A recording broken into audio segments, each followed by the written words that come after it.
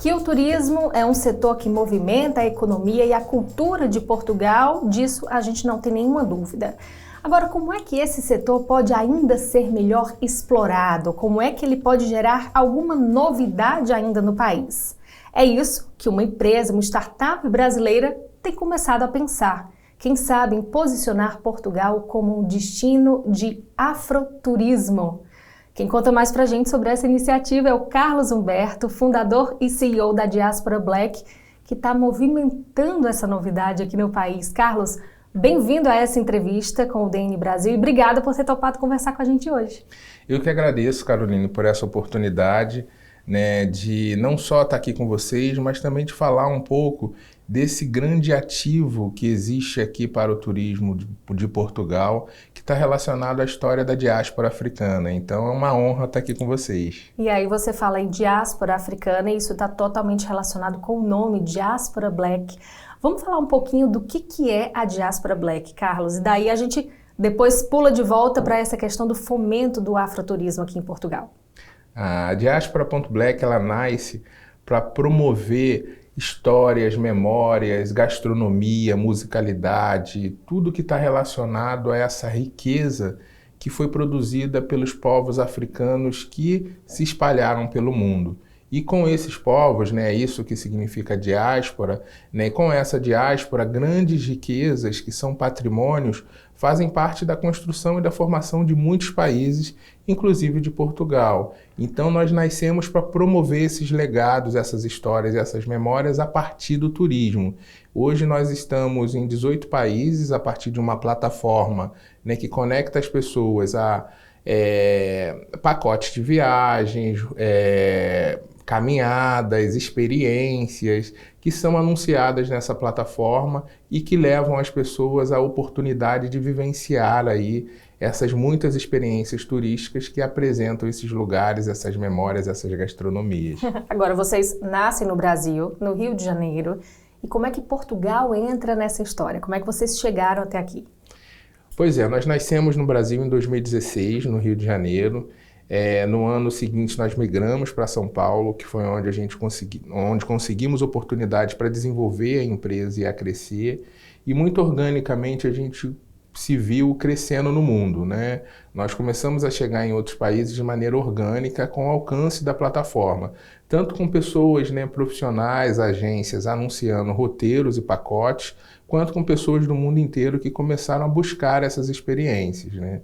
Mas Portugal surgiu ainda nesse primeiro momento, quando muitas pessoas daqui começaram a anunciar na plataforma, mas essa contundência de Portugal se deu a partir do Web Summit que nós participamos em 2024. Nós viemos com a delegação da Embratur, que é a empresa brasileira de promoção do turismo internacional, porque nós fizemos parte do Embratur Labs, que é um laboratório de aceleração. E nessa delegação, nós ficamos no espaço aqui da Apex durante a Web Summit, e durante todos os dias nós tivemos alguma projeção nas mídias. Isso, naquele momento, para a gente, nos trouxe um indicador de que havia um interesse, né, sobre o nosso trabalho. Então, a partir daí, nós começamos a tentar validar se esse interesse se traduzia em oportunidades de mercado e de negócio. Então, a partir desse momento, nós começamos a identificar uma série de potenciais aqui em Lisboa, num primeiro momento, e depois em outras cidades, que são potenciais que estão relacionados à história, à memória, como, por exemplo, num primeiro momento, o que me chamou muita atenção foram alguns nomes de rua, né? Eu fiquei hospedado no Bairro Alto, na Rua Poço dos Negros. Em Lisboa. Em Lisboa, isso. E me chamou a atenção uma rua com um nome tão forte. E eu fui buscar quem poderia me contar histórias daquela rua, né? E poucas pessoas sabiam aquelas histórias, mas eu cheguei até um profissional, que é o NAC, que tem um roteiro incrível, e que me apresentou toda uma história para além daquela rua, uma história que está relacionada à arquitetura, como essa população contribuiu na construção dessas cidades, que está associada à gastronomia, à musicalidade, e eu fiquei encantado.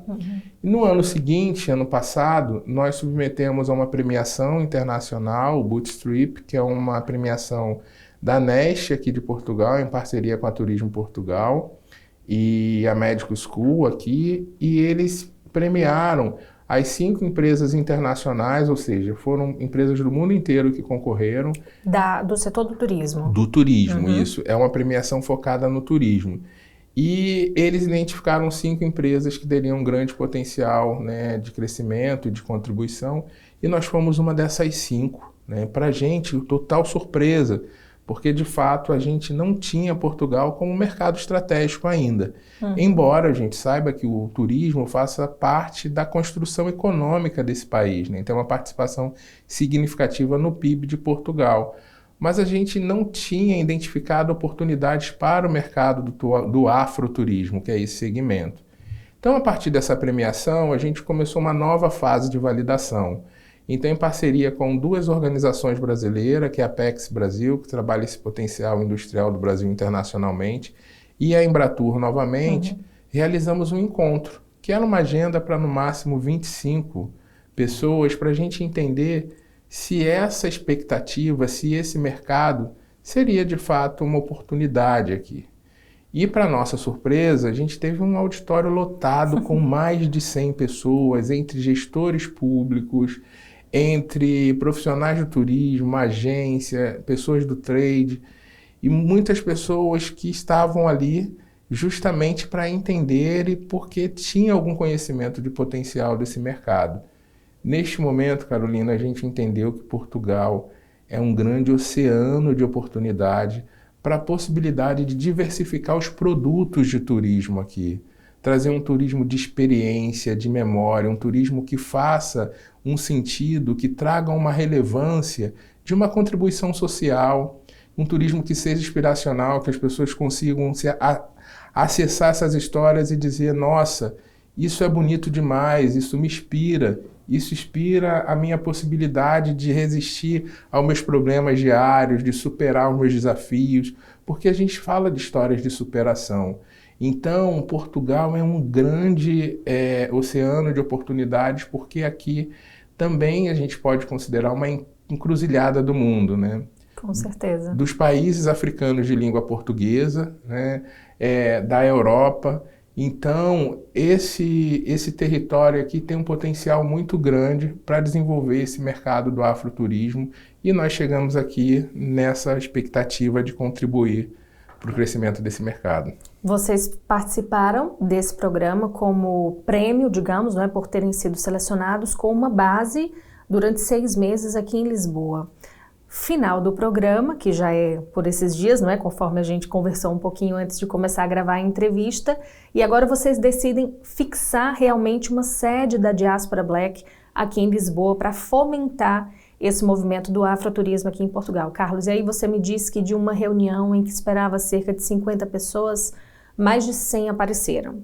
Significa que houve interesse em esferas diversas, como você também já mencionou, no setor público, setor privado, mas eu acho que aqui o interesse é um ponto importante para a gente tocar. É um interesse por esse tema em Portugal, que como você definiu aí, é uma encruzilhada do mundo, mas é uma encruzilhada ainda muito complexa no que toca a lidar com essas questões do passado colonial, no que toca a lidar com as questões que envolvem o tráfico transatlântico de pessoas escravizadas, e tudo isso está relacionado com o que vocês vão fazer, pretendem fazer a partir de agora aqui no país. Como é que você vê, então, a chegada oficial da Diaspora Black aqui em Lisboa dentro desse contexto? Do contexto de ser um país que tem problemas ainda em lidar com esse passado, mas que tem interesse em olhar com outros olhos para o que vem a partir de agora. É muito interessante essa pergunta, Caroline, porque nós estamos diante de um momento de mundo que é um outro universo, né? Depois da virada do século, a gente entendeu uma virada completamente diferente aí no mindset da visão de mundo das pessoas.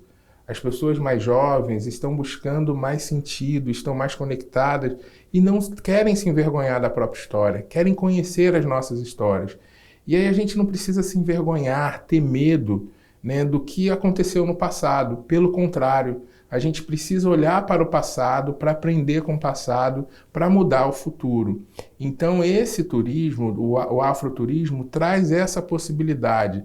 Não é de se envergonhar, não é de ter medo, não é de não querer falar. Pelo contrário, da gente reconhecer o que aconteceu, entender que houve histórias ali que precisam ser valorizadas no sentido de patrimônios, e para a gente, a partir daí, mudar a nossa visão de futuro, né? De fato, pode ser que haja uma certa resistência, a gente já encontrou algumas resistências, mas é uma resistência que pode colocar Portugal diante de um mundo em que esse segmento está crescendo, pode colocar Portugal com uma visão do século passado, né? Entendendo que esse movimento está crescendo na América Latina, está crescendo na América do Norte, na Europa, em outros países, a gente tem esse movimento crescendo bastante na França, na Inglaterra, e aqui que tem tantos ativos, é um desperdício econômico não olhar para essas memórias e para esses patrimônios. Então, a gente também trabalha essa perspectiva do quanto isso pode gerar receita para Portugal, entendendo que essas histórias são grandes ativos também turísticos e econômicos que podem diversificar até mesmo os produtos de turismo no país. Então, quando a gente olha por essa esfera, a gente entende que a gente não precisa se envergonhar do passado. Pelo contrário, a gente pode otimizar esse passado com beleza, com leveza e com uma transformação do nosso olhar para o futuro. E quando a gente fala em dinamizar o afroturismo aqui em Portugal, Carlos, então vamos tentar fazer aqui um exemplo comparando com o que já acontece, por exemplo, no Rio de Janeiro. No Rio de Janeiro, vocês têm um trabalho muito forte ali naquela região que é chamada Pequena África, não é? Ou seja, onde chegavam os navios trazendo as pessoas traficadas, as pessoas escravizadas, trazendo dos países africanos, e a partir dali, essas pessoas iam saindo para o Brasil, não é? Ou seja, aquele comércio ia acontecendo. Vocês têm um trabalho muito forte ali e também tocando em outras temáticas, como também um roteiro dedicado ao nascimento do samba, roteiros voltados, como você também já disse, ao turismo gastronômico. Se fosse para a gente, então, tentar explicar essa metodologia e fazer aí alguma projeção do que pode acontecer aqui em Portugal.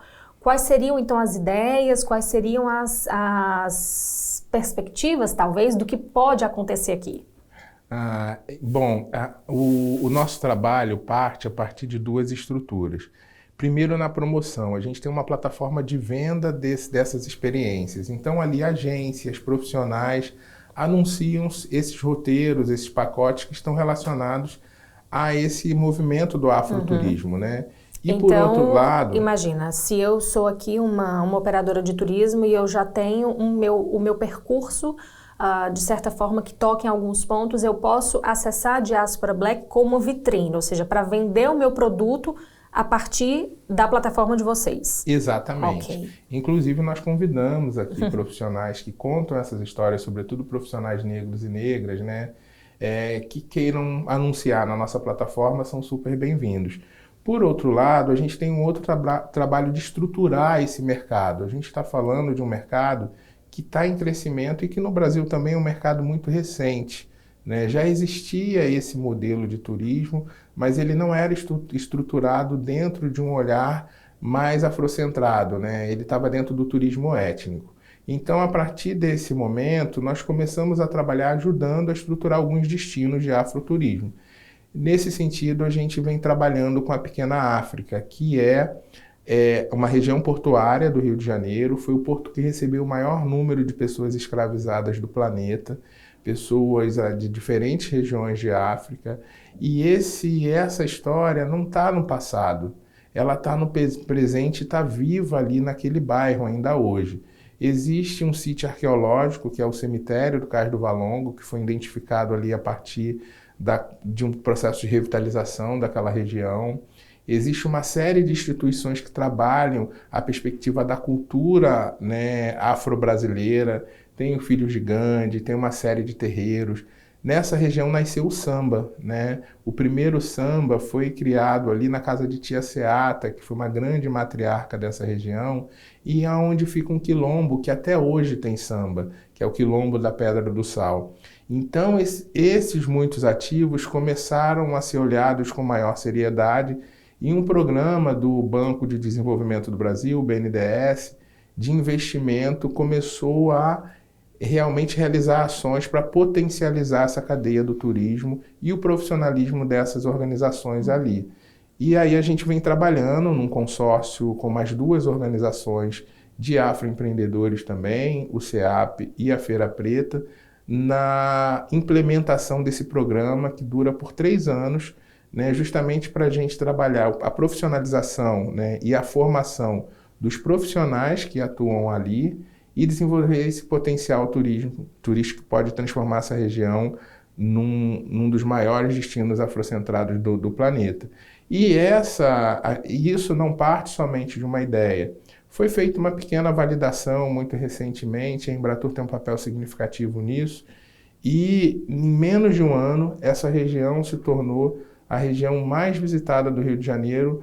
Na frente aí passou o número de visitações do Cristo Redentor e o Pão de Açúcar, que são os principais monumentos turísticos do Rio de Janeiro. São ícones. Então, esses números demonstram que tem muitas pessoas do mundo inteiro querendo se conectar, vivenciar, experimentar essas memórias. Ou seja, então, trazendo esse exemplo aqui para Portugal, aqui para Lisboa, por exemplo, vai ser uma ideia de vocês, digamos, mapear esses percursos, identificar esses pontos na cidade e também atuar dessa forma, ou seja, construindo, então, um caminho que mostre, que faça sentido dentro de um roteiro turístico, mas que também identifique o patrimônio e o que pode ser valorizado nessa construção.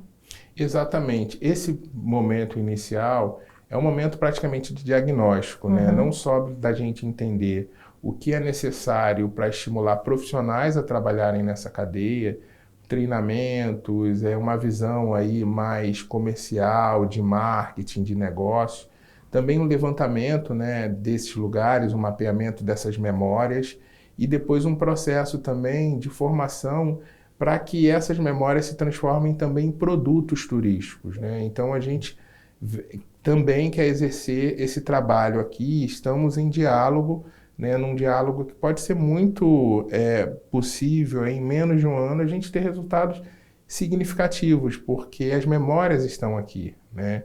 Existem pessoas que estão contando essas histórias, mas pessoas que não tiveram aí uma mínima estrutura de fomento, né? Existe o Sinho, que trabalha na Cova da Moura, que é uma região que muitas pessoas não querem visitar, mas é uma região incrível, que tem uma história muito rica e que pode ser uma região a movimentar um circuito turístico, descentralizando esse circuito, né? Existe o NAC, que trabalha sobretudo com visitantes aí norte-americanos, que vem direcionado para fazer o tour com eles. Existe a Afroflower, a Flower, que é uma guia que trabalha aí sobretudo com mulheres, a partir dessas histórias, muitas histórias de como as mulheres foram protagonistas na construção de Portugal, e algumas dessas mulheres eram negras. Existe o de José, que faz um trabalho incrível aqui nessa região aqui do Marquês de Pombal. Então existem alguns trabalhos, mas esses trabalhos não receberam até agora esse estímulo ao desenvolvimento e ao crescimento. Então a gente quer também contribuir justamente nessa formação, nesse desenho estratégico do mercado e potencializar para que esses legados se tornem produtos. E agora, com essa formalização da Diaspora Black aqui em Lisboa, aqui em Portugal, você falou, talvez em um ano haja resultados significativos, mas tem um calendário, então em que fase vocês estão agora e, enfim, quais são, digamos, os próximos marcos ou datas que já estão traçados aí? Neste momento a gente está, né, chegamos na hora do parto, né? Porque neste momento a empresa está nascendo aqui. Não é uma empresa brasileira, é uma empresa portuguesa, né? Estamos criando a empresa aqui, né? Abrindo essa empresa. Então a gente tem alguns marcos esse ano ainda, né? Tem aqui a lavagem do Santo Antônio, que é uma festa incrível de atuação aí, tanto do Museu de Santo Antônio quanto de algumas lideranças, como a Aline, que faz um trabalho que é trazer essa visão aí afro-brasileira justamente como uma grande festa, um cortejo que percorre as ruas do centro histórico, né? Não é só trazer essa visão, né, Carlos? Mas eu acho que também passa muito por dar o devido lugar. também a essas manifestações e esses movimentos. Eu acho que o que historicamente acontece é o apagamento, não Exatamente. é? E a gente está no momento agora de desapagar, eu acho assim, não é? Então, você citou aí um exemplo que, para mim, na minha opinião e pela minha análise de quem já vive em Lisboa há muitos anos, né? Já são 10 anos que eu tenho aqui de Lisboa e de Portugal, eu sinto um pouco isso também, ou seja, esse movimento contrário ao que foi o apagamento sistemático por muitas décadas de muitos movimentos que estão na origem do que nós conhecemos e não sabíamos. Exatamente, Caroline, assim, e é esse o momento histórico de dar visibilidade a essas memórias que realmente foram camufladas, né? Para nossa felicidade, elas não desapareceram. Exato. Elas estão vivas, estão pujantes, e é essa beleza que é possível todos e todas, né, se conectarem, vivenciarem, sabe? Então a gente tem esse marco também, que é da festa de Santo Antônio, né, da lavagem de Santo Antônio, mas temos um outro marco que é o segundo encontro. Nós fizemos essa agenda no ano passado, né, e a gente pretende fazer agora em novembro, antecedendo aí o Web Summit, esse encontro de afroturismo aqui, com gestores aqui da Turismo de Portugal, com o Visit Lisboa, né, essa agenda para realmente fortalecer Portugal como um destino também afrocentrado, né? E trazer a possibilidade das pessoas degustarem, vivenciarem essas memórias e essas histórias. Então vamos ficar aqui com o compromisso de trazer novidades no fim do ano, quem sabe, não é? Exatamente. Eu queria também convidar as pessoas a conhecerem um pouco dessa gastronomia, né? Claro. A gente tem aí uma gastronomia muito rica de países africanos que fazem parte dessa cidade, né? Que às vezes se perdem no grande número aqui de diversidade gastronômica. Mas tem restaurantes cabo-verdianos, aí Pacatuba, que é maravilhosa. Tem um restaurante aqui que é o Acarajé da Carol, assim, eu já todo frequentei mundo bastante. precisa E recomendo. Então, a possibilidade de vocês já começarem, né? Assim, vocês, eu digo que quem vive nesse país começar a desfrutar dessas belezas, dessas histórias e desses sabores. Carlos, obrigada pela conversa. A gente ficou aqui com o compromisso, então, de acompanhar esse projeto, de trazer novidades, quem sabe no fim do ano, de ver como é que Portugal passa, então, a ser um país afrocentrado, que tem interesse e que fomenta também, não é, as iniciativas nessa área, que eu acho que é o mais importante, já que o interesse chegou, já que o interesse está aqui, então que haja um fomento e que abra-se o espaço para que essas iniciativas aconteçam, não é isso? Muito obrigado, Carolina, pela oportunidade. Agradeço a possibilidade de estar trazendo essa agenda do afroturismo aqui para todos que vão assistir esse programa. Obrigada por estar aqui com a gente. E para você que acompanhou mais uma entrevista do DN Brasil, lembrando que está disponível no site do DN Brasil, www.dnbrasil.dn.pt, no nosso canal no YouTube e também no Spotify. Muito obrigada pela companhia e por estarem aqui com a gente hoje. E até a próxima!